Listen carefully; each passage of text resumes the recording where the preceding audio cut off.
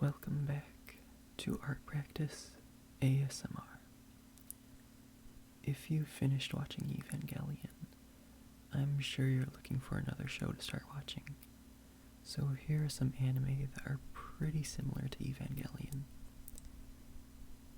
This first show is one that I've talked about many times before this, and it's one of my favorite anime. This anime is called Planet With. Planet With is an anime about a boy named Soya, who is the sole survivor of an alien race that was killed by a great dragon. Soya has amnesia, so for whatever reason he finds himself on a strange new planet. This planet is called Earth, and there is a team of colorful heroes who fight in the name of the dragon.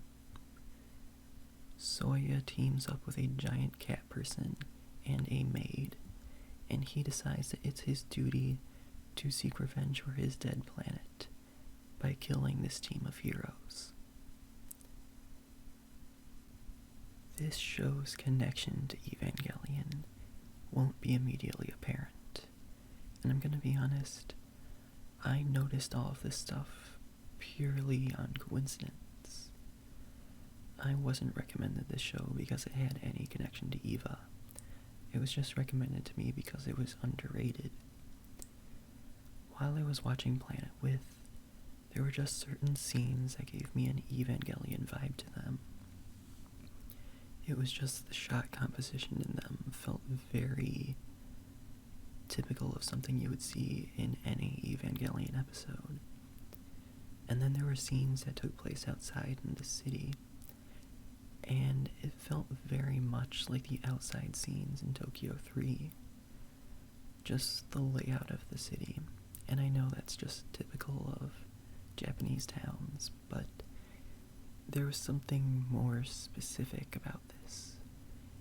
It's like the way the light interacted with the environment, or the way characters just interacted with the things around them, or even just the sense that maybe there was film grain over it.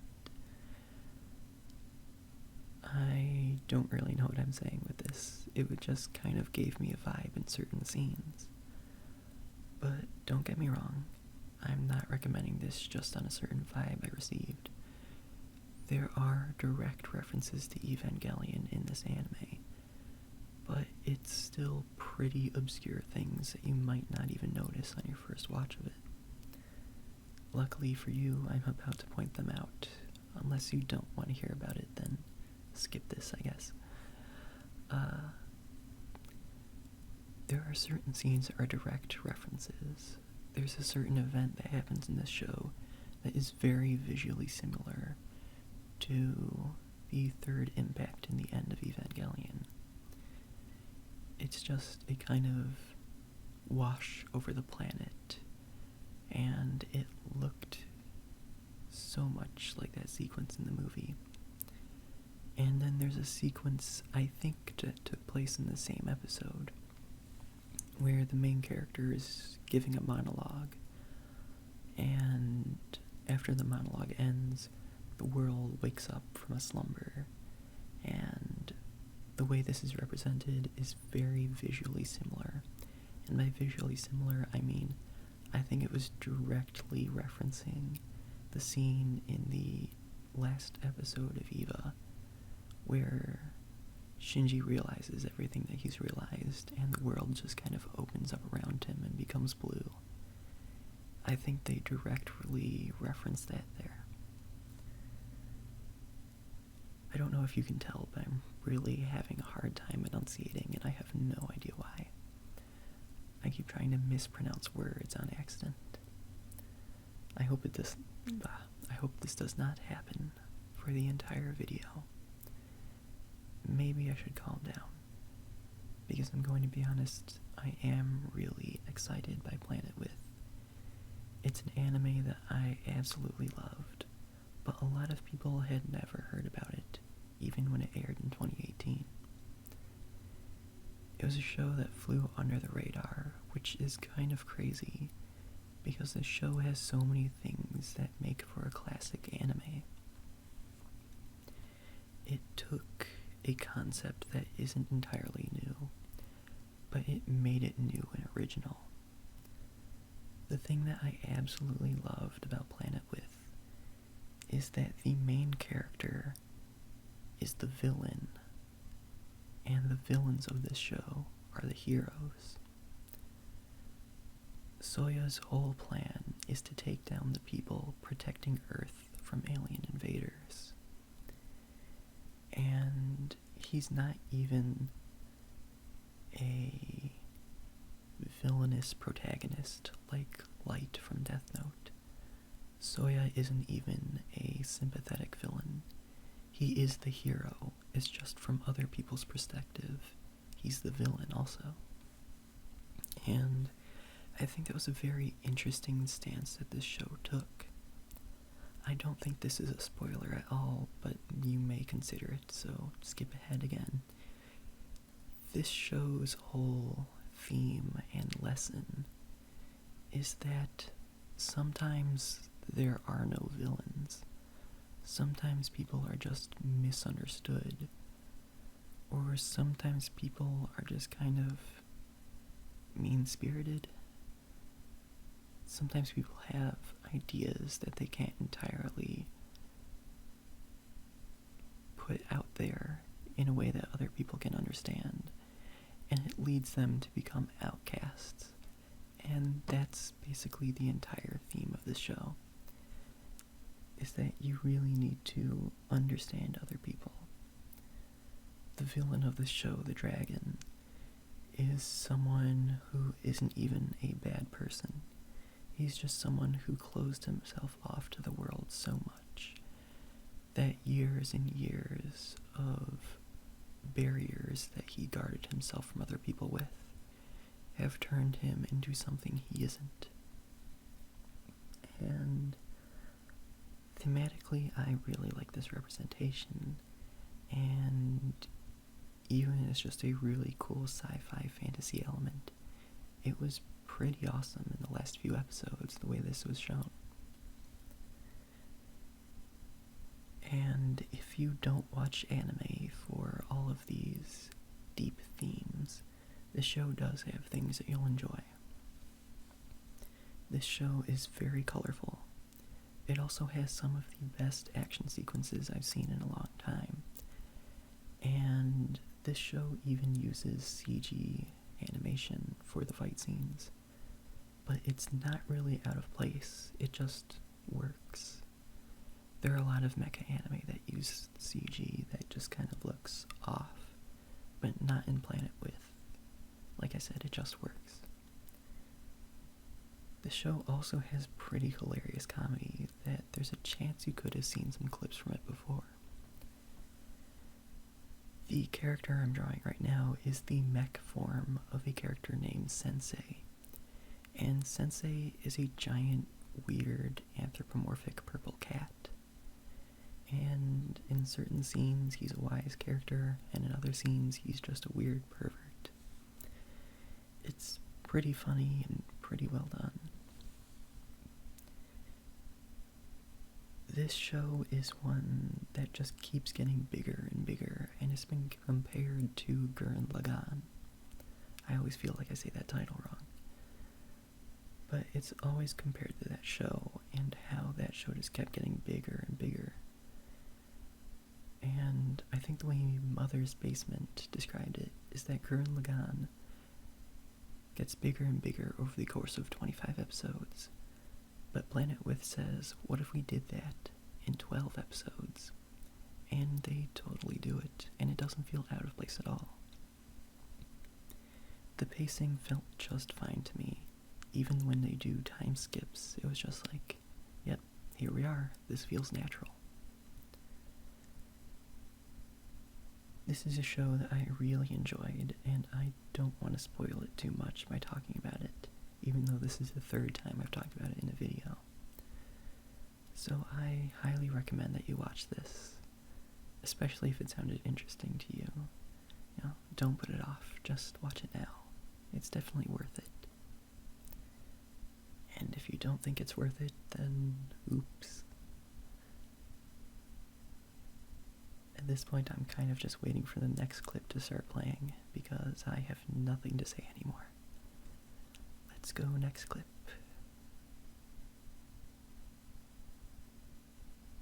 This is a lot of coloring.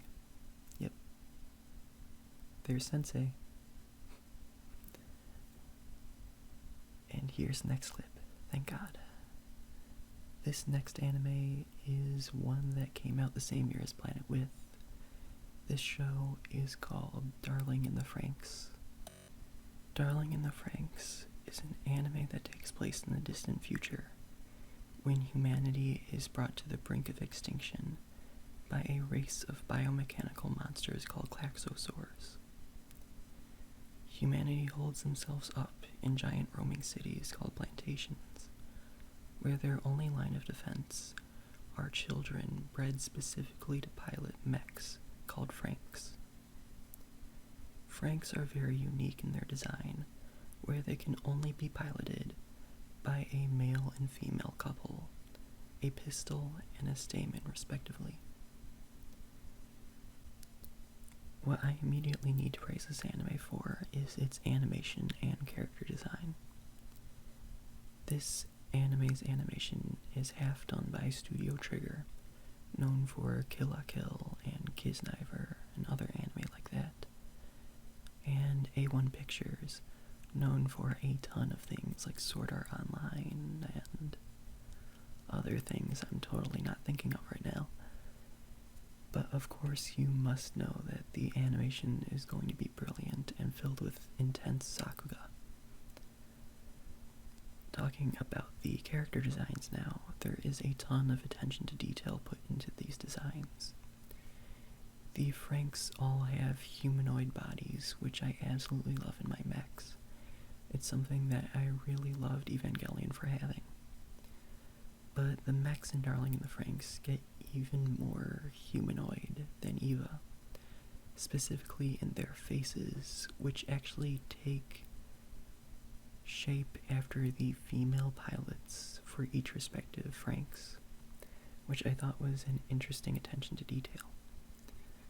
And it's not just the face, it's also things like pieces of metal on the mechs, mirroring characters' hairstyles, and I really enjoyed the attention to detail. Something else that I really enjoyed, and I didn't even notice at first, were the designs of patches on the characters' military uniforms. The boys all have inverted Ys on their chests, while the girls have X's. If you don't know what this is referring to, it's referring to the X and Y chromosomes. Boys have an XY chromosome pairing, while girls have XX. And this is a huge theme throughout this anime. If you even look at the titles of Darling in the Franxx, you can see that there are two distinctly colored X's on the title. So, there's a ton of that. This goes even deeper down to the naming of the pilots' positions, such as pistil and stamen, which are the male and female reproductive organs in plants. I absolutely love this anime for its attention to detail, which is even put into the plot.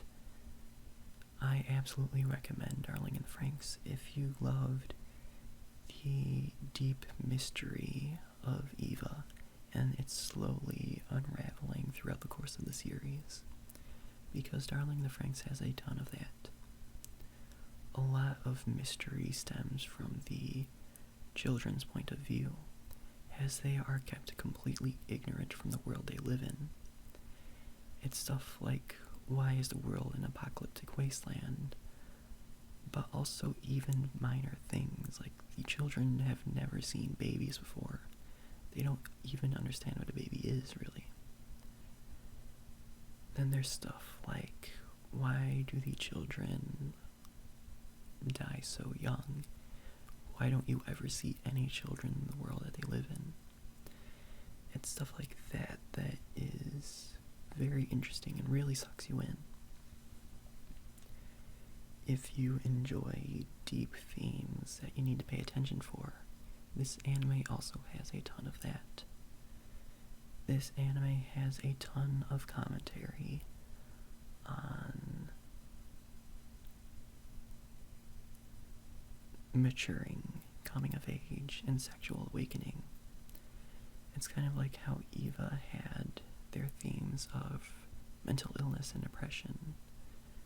A lot of that is put into Darling in the Franxx, but in the form of sexual stuff.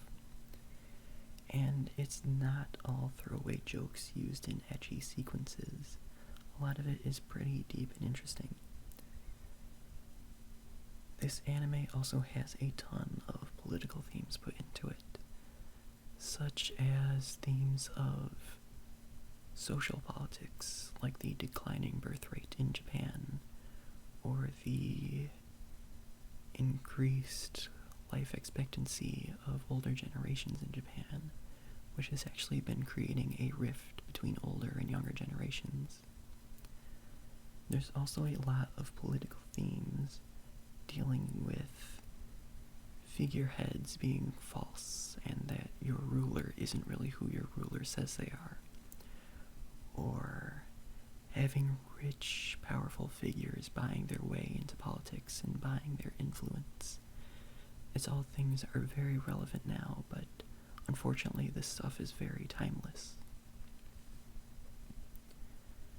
Now, what I really need to address right now is something I'm sure a lot of you are familiar with, which is the reasoning behind why so many people hate Darling in the Franxx.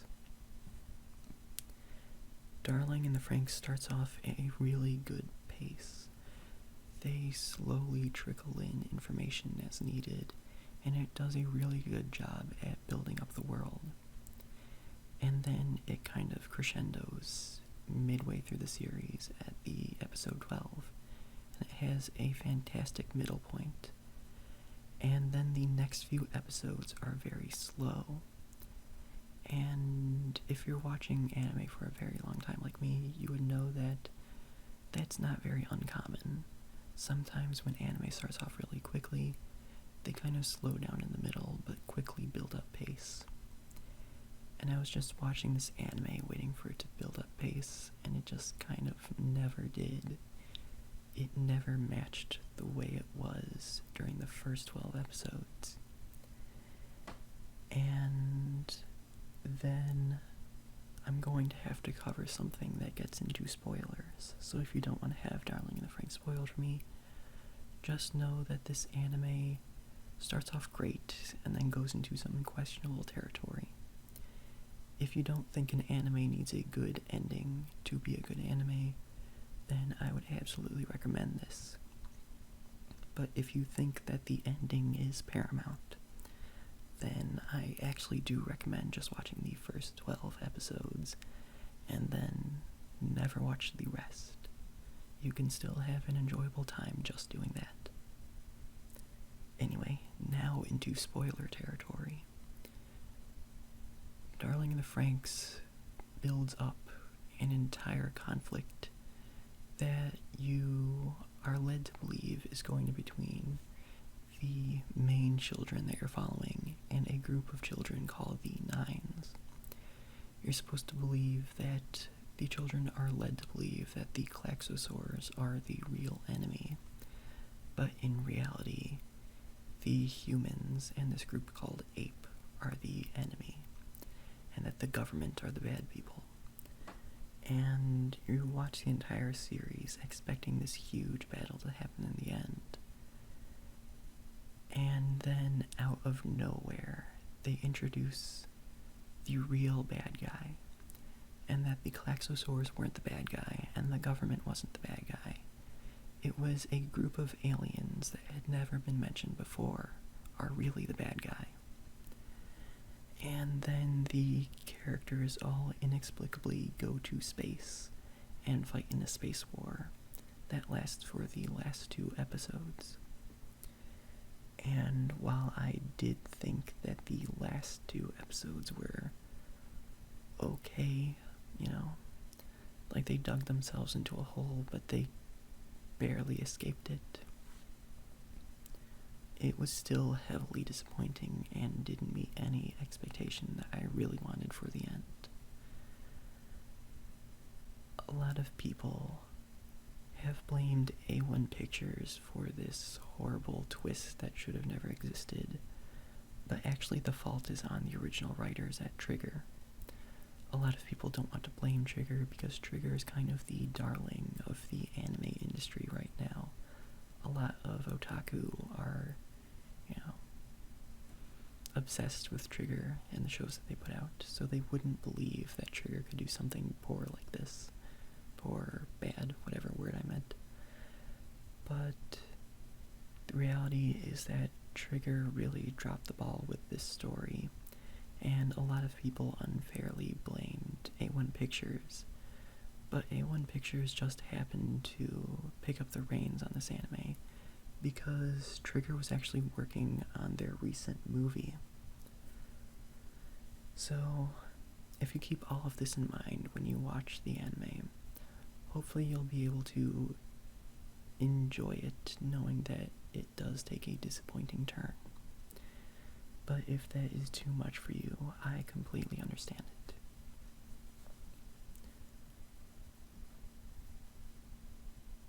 I really like this drawing that I did.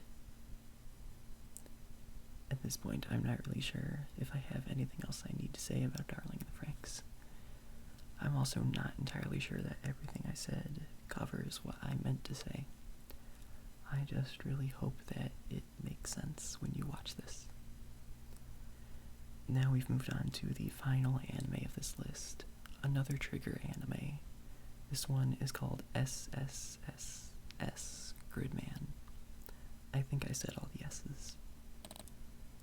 So I've just now realized that if you've seen any of my other recommendation videos, you would know that I've recommended these 3 anime all before.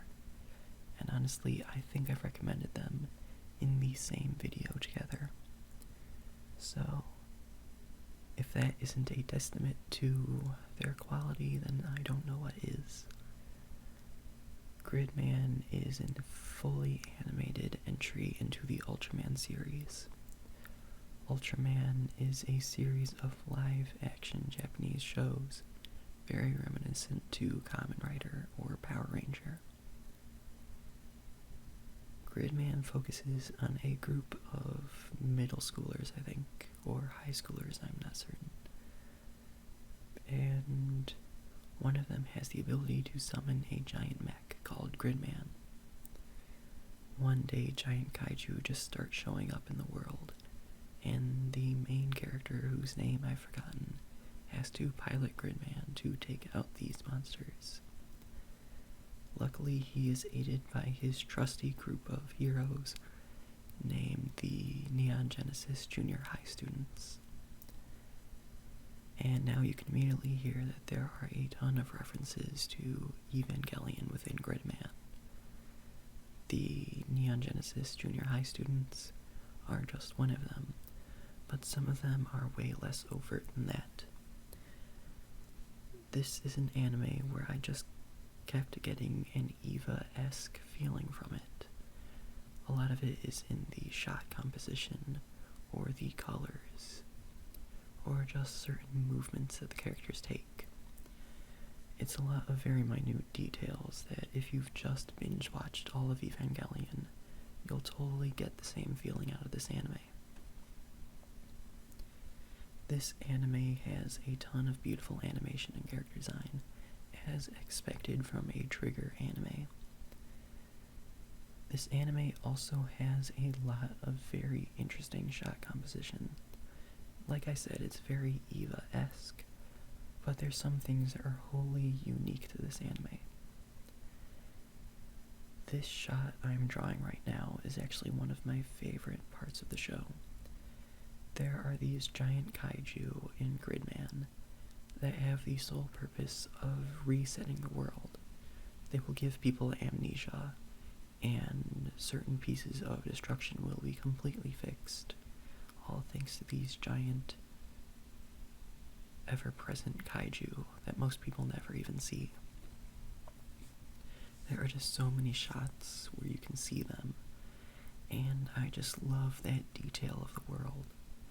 Characters just walking around the city, and in the background you can just see it, and I thought it was pretty brilliant. It's not necessarily something that was smartly done, it's just something that I loved. It felt very Eva-esque as well, I keep saying that. There were tons of times in Eva where there's something in the background that you're not supposed to be focusing on, but you need to be conscious of it, and that's what these kaiju are. They're not something that take an active part in the show, but they're something that you should always remember. There are a ton of elements to this show that I absolutely loved, but there's not enough time left in the video for me to even talk about them. So one thing that I will praise right now, other than the animation, the writing, and all of that, is that this show really feels like it captures the Saturday morning cartoon kind of feeling. And it's both in a good and bad way. It's good because it never dwells on sadness. But it's bad because there are some times where I thought that characters should be hung up about certain horrible things that happen in the show, but they just recover way too quickly. It was kind of a double-edged sword, but I think it was for the best because the show did turn out really well. If you feel betrayed by my recommendation of Darling in the Franxx, do not worry about this show, because this show is genuinely good. It's all of the things you've heard people say about it.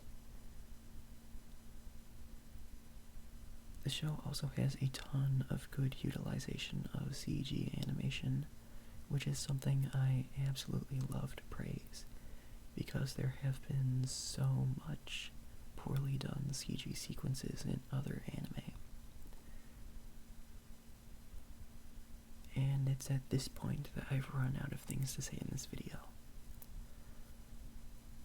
I really hope you enjoy this video. I'm gonna be honest, I'm kind of questioning everything I said in this, but I think it's way too late to re-record everything.